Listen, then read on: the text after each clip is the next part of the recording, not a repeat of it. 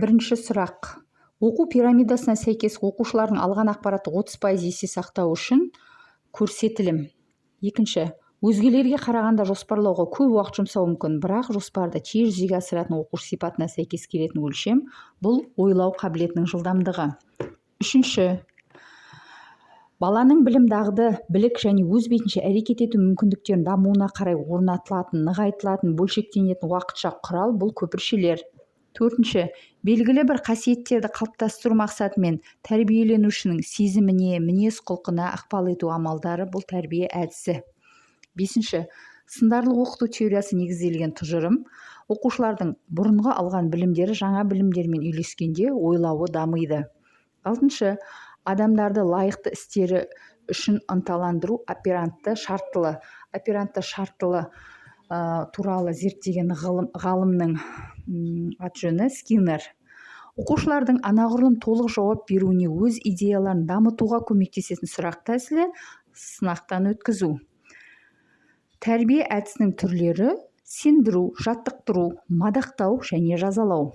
9. Оқытудың басты міндеттерінің бірі оқушылардың таным қабілетін дамыту. 10. Тұтас педагогикалық үдерістің компоненті бұл білім мазмұны. 11. Интегративтік тәсіл түрлері, сергіту сәттері, театрландырылған ойындар, қозғалыс үзілістері. 12. Оқыту әдістерінің түрлері сөздік, көрнекілік және машықтық. 13. Оқыту материалының тиянақты талдауы, оны оқып білу кезеңдеріне сәйкес құрастырылуы. Сонымен қатар оқушылардың осы материалмен жұмысы кезінде пайда болуы мүмкін сұрақтары, жауаптары, пайымдаулары, қабылдауы, түсінуі. Бұл мұғалімнің сабаққа дайындығы кезінде қарастырылады. 14. Оқушылармен тұрақты араласатын, оларды дербестікке ынталандыратын мұғалімнің стилі демократиялық.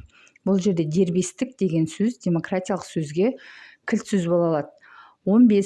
Оқушыны бағалау үшін қорытынды жасау үдерісі. Оқушының жауабына сәйкес шешім қабылдау. Яғни бұл бағалаудың бөліктеріне жатады. 16. Оқушының білім алуын қолдау үшін қойылатын сынақтан өткізу сұрағы. Осы айтқандарыңызға мысал келтіре аласыз ба? Ал түрткі болу сұрағы. Оқытудағы, оқудағы қиындықтар туралы не айта аласыз? Ал басқаға бағыттау сұрағы, осы сұраққа жауап бере алатындар, көмектесе алатындар бар ма? 16. Оқушының білім алуын қолдау үшін қойылатын сынақтан өткізу сұрағы. Бұл айтқандарыңызға мысал келтіре аласыз ба? 17. Оқушының жазалауға ұшырамау үшін, нашар баға алмау үшін оқуы бұл сыртқы уәж. Ал оқушының өз қызығушылығымен оқуы бұл ішкі уәж. Ішкі мотивация. Оқушының жауабын алғаннан кейін кідіріс жасау қажеттілігі оқушы өз жауабын нақтылауға, түзетуге мүмкіндік береді. 19. Оқушының сабаққа ықыласты болуы және өзін-өзі ынталандыруы. Яғни ішкі уәж, жаңа айтып өттік. 20. Оқушының сын тұрғысынан ойлауындағы дәлелдерді талап етіп, кез келген дәлелді есепке алып отыруын көрсететін ерекшелік бұл ұтымдылық. 21.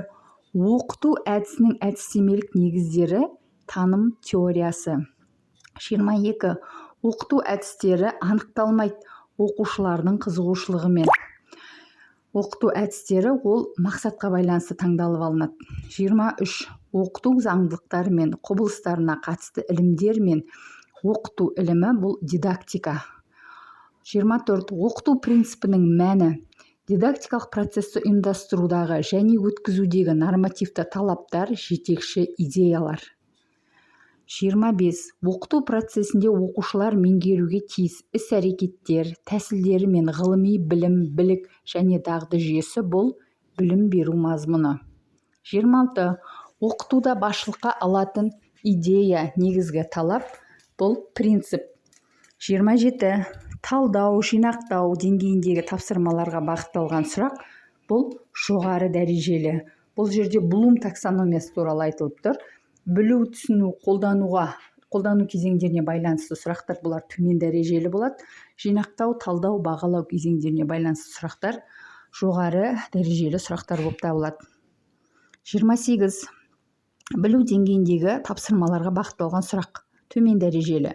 29 баламалы шарттардың және іс-әрекет жоспарларының болжамды шынайы әсерлерін көрсету үшін қолданылады. Модельдеу. 30 педагогиканың тараулары. Тәрбие теориясы педагогиканың жалпы негіздері. Модельдеуге мысал келтірер болсақ, химия пәні мұғалімі мысалы органикалық химиядағы қосылыстарды модельмен оқушылардың көз алдына елестетеді. Мысалы бұрын жасайтын едік шариктерді, оларға жалғап, сіріңкенің талымен жалғап, басқа пластилиннен шариктер жасап, метанның, этан, пропанның моделін жасайтын болдық та мектепте. Осы модельдеу, яғни баламалы шарттардың, іс-әрекет жоспарларының болжамды шынайы әсерлерін көрсету үшін, баланың көзіне елестету үшін. Осымен аяқталды.